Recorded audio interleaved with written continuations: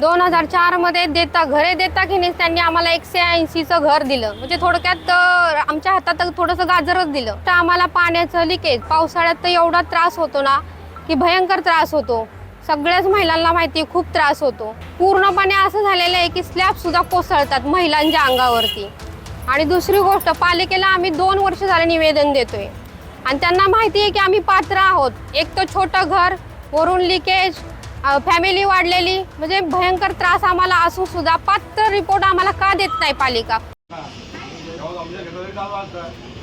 माझं काय म्हणणं, मी आज करत नाही. तुमचं स्टार्टिंग पासून 12 लाख तुम्ही काम करताय, तेव्हा एक दोन बोलली ना बाई, तेव्हा तू कसं काय करतो तिकडं? आता शेवटच्या मुंबईला आहे, इमानदारी तुम्हाला सांगितलं का हुंदीर आहे, तर याला म्हणून सांगितलं. आपल्या स्वप्नातील असणारं घर साकार करण्यासाठी आपण सर्वजण या ठिकाणी उपस्थित राहिलात.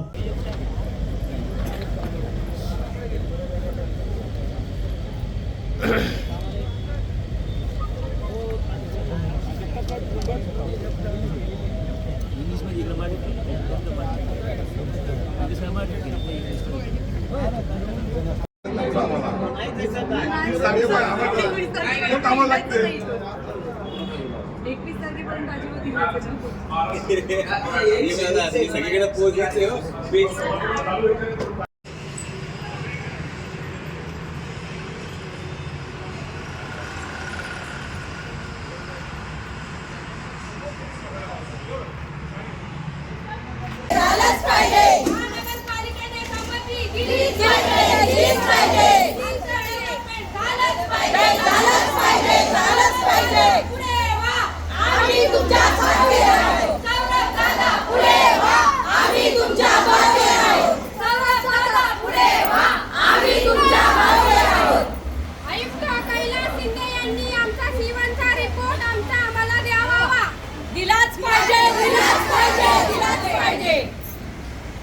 आमच्या मागण्या मान्य करा, नाही तर खुर्च्या खाली करा.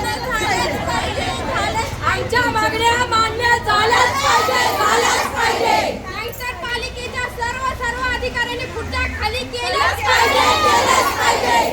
पाहिजे.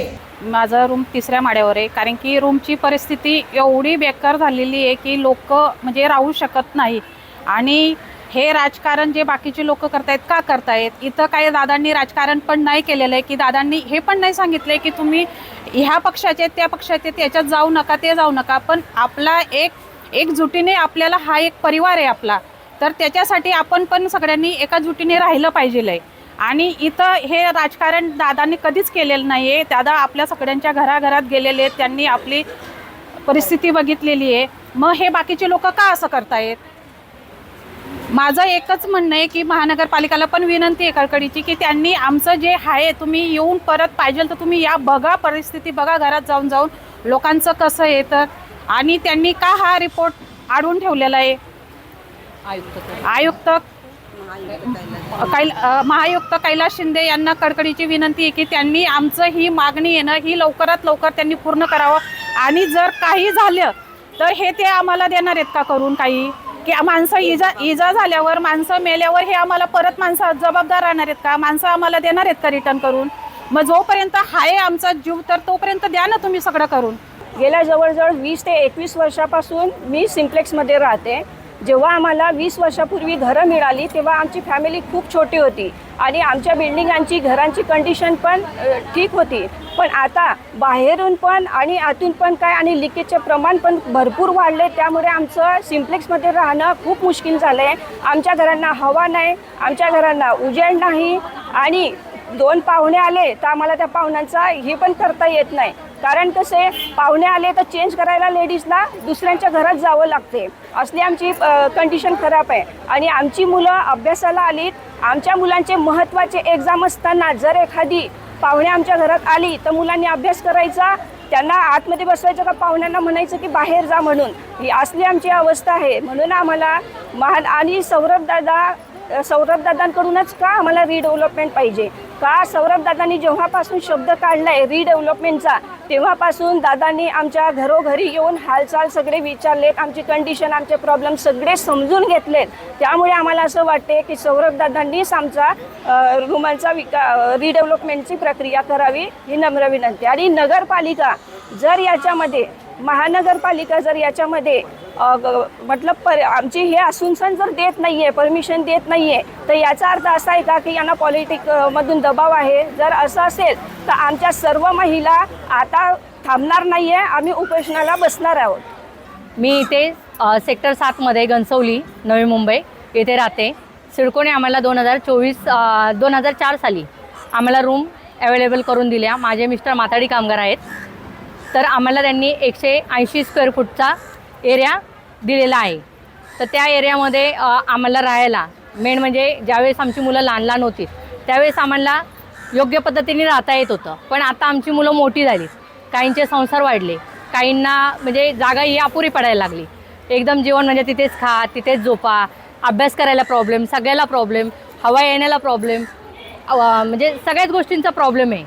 त्या बसायला उठायला पण जागा अपुरी पडली जाते. एकदम कुऱ्हाड्यासारखं आमचं जीवन झालेलं आहे.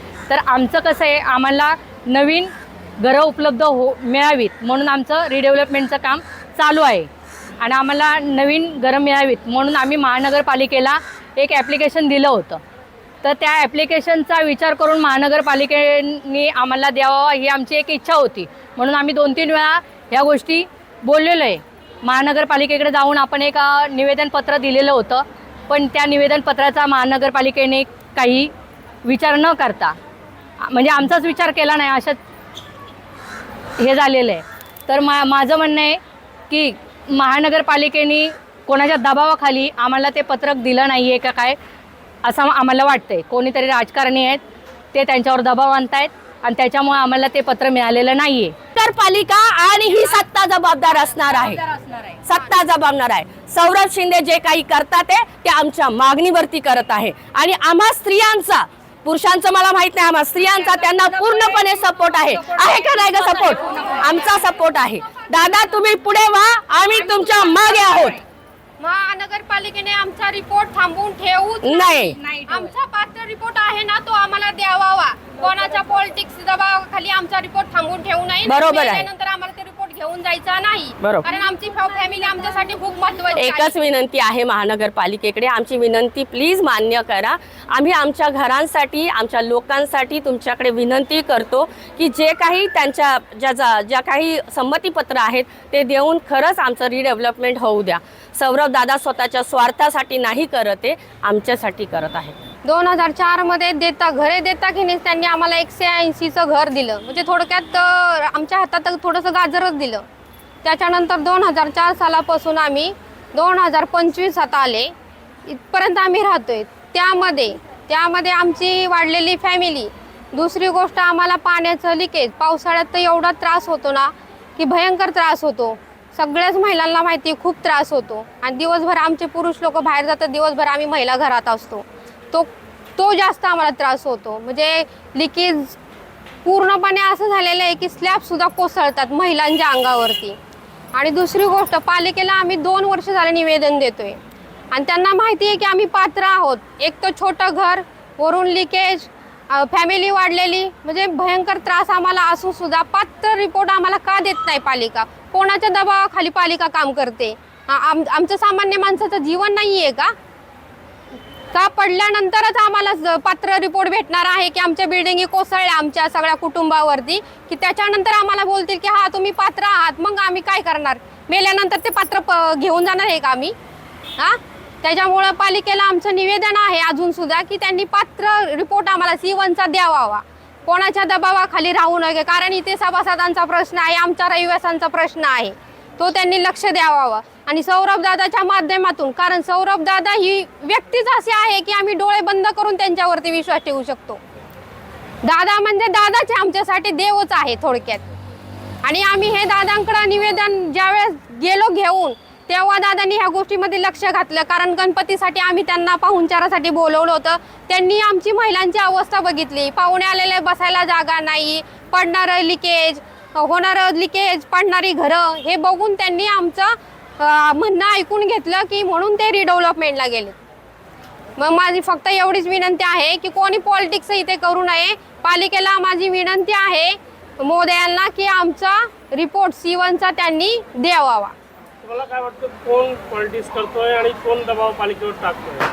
आता जे पालिकेमध्ये ज्यांचा अधिकार चालत असेल ते दबाव टाकत असतील ना.